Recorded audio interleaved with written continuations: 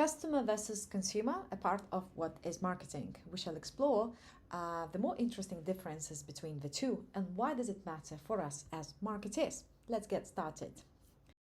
So what is the difference between consumer and customer? Well, the terms consumer and customer are very often used interchangeably. We mix them up, but a consumer and customer are not always the same entity. The difference is subtle but real. Consumers are final consumers. These are individuals and households that buy products and services for their personal consumption. They make up consumer market. The consumer may not have paid for the product or service, in other words. Customer refers to both consumer and organization. These are individuals and companies that purchase and pay for products and services. In essence, consumers use products while customers buy them.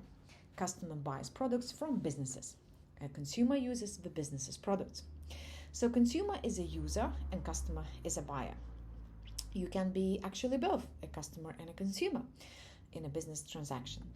For example, if you are a student studying your master's degree, and so you are certainly consumer, but if suppose you have not paid for a degree, it was your parents or anyone else, then you might say your parents were a customer.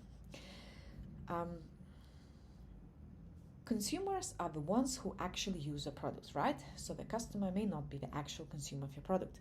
For example, suppose you own a small business that manufactures and distributes children's toys and games.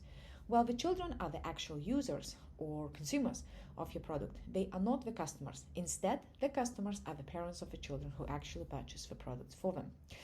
So why does it matter for us as marketers? Well, in reality, we need to understand the needs and wants of both the customer and the consumer. The difference between a customer and a consumer will impact how you market your products. Customers will buy your products only if consumers demand your product. So your marketing efforts should really be geared towards the consumer, as we defined is the end user, rather than the customer. Using the children's toys example, your marketing efforts should be geared towards exciting the children about your products so they will ask or demand from their parents to make a purchase.